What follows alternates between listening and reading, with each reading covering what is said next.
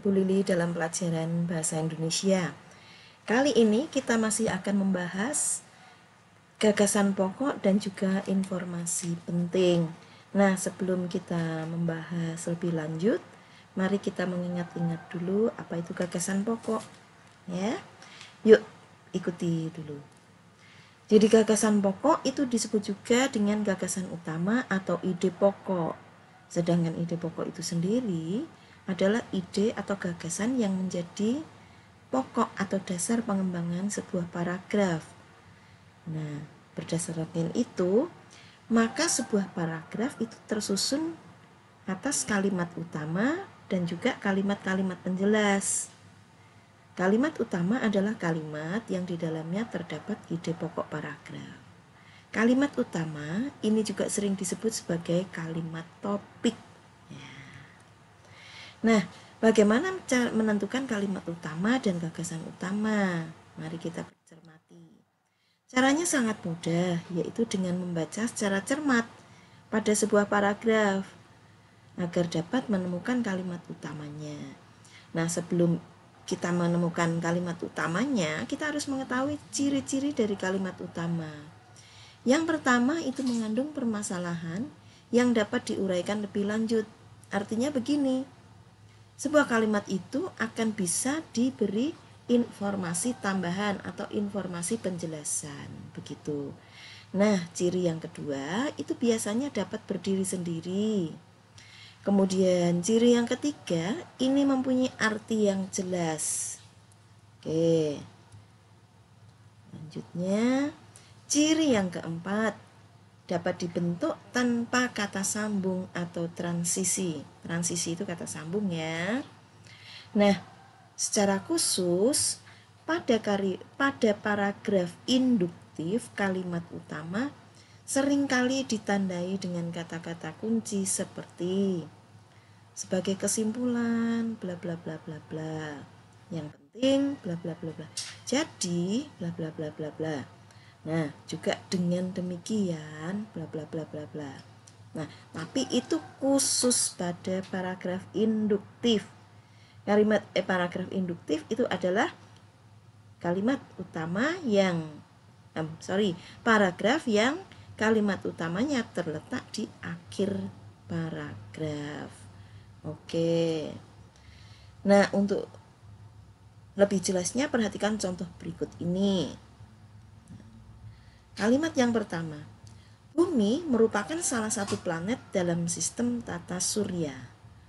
2. Setiap planet yang terdapat dalam sistem tata surya mengelilingi matahari sebagai pusat peredarannya. 3. Planet yang terdapat dalam tata surya terbagi menjadi 2 kelompok. Yaitu kelompok planet dalam dan kelompok planet luar. Kalimat keempat, Bumi merupakan salah satu planet yang termasuk ke dalam kelompok planet dalam, selain Merkurius, Venus, dan Mars. Nah, itu adalah contoh dari paragraf pendek. Nah, perhatikanlah kalimat-kalimat yang ada dalam contoh paragraf di atas. Ketika kita membaca kalimat pertama, Bumi merupakan salah satu planet dalam sistem tata surya. Ya. Kita sudah dapat langsung memahami isi kalimat itu secara utuh. Sedangkan pada kalimat kedua, ketiga, dan keempat, pasti akan timbul berbagai pertanyaan. Nah, contoh, setiap planet yang terdapat dalam sistem tata surya mengelilingi matahari sebagai pusat peredarannya. Nah, pertanyaannya begini, planet apa? Begitu kan ya? Sedangkan yang ketiga, planet yang terdapat dalam tata surya terbagi menjadi 2 kelompok, yaitu kelompok planet dalam dan kelompok planet luar. Pertanyaannya begini, yang termasuk kelompok planet dalam apa saja? Sedangkan yang termasuk kelompok planet luar itu apa saja? Begitu. Begitu juga yang keempat, Bumi merupakan salah satu planet yang termasuk ke dalam kelompok planet dalam, selain Merkurius, Venus, dan Mars. Nah, untuk kalimat keempat ini mungkin akan timbul pertanyaan, mengapa kok bumi merupakan salah satu planet yang termasuk ke dalam kelompok planet dalam, dan seterusnya. Ya, itulah artinya bahwa kita pada kalimat pertama kita sudah dapat langsung memahami isi kalimat secara utuh. Maka dapat disimpulkan kalau kalimat utama pada paragraf di atas adalah kalimat yang pertama. Dengan begitu, paragraf di atas itu bisa disebut sebagai paragraf deduktif. Nah, untuk menemukan informasi penting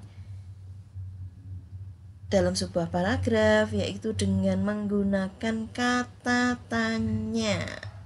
Wow, ini kenapa berantakan ketikannya ya? Itu menggunakan kata tanya ya, yaitu 5W1H atau dalam bahasa Indonesia kita singkat sebagai adik simbaber. Nah, jawaban dari kata tanya 5W1H tersebut adalah informasi penting dalam paragraf tersebut. Anak-anak, itu adalah penjelasan Bu Lili, semoga bisa jelas. Materi kita selesai. Nanti kalau kalian belum jelas bisa diulang-ulang lagi videonya. Nah, sebagai tugas kalian bisa mengerjakan dari halaman 83 dan 84 bagian C dan D. Ingat, buat menggunakan tabel. Yang ketiga, tulisan diusahakan sebagus mungkin dan sesuai dengan ejaan dan tanda baca. Hasilnya dikumpulkan hari Sabtu, hari ini, sebelum pukul 20.30. Ya. Nah, untuk halaman 83 dan 84, itu nomor 1, paragraf pertama, itu yang sudah kita bahas tadi.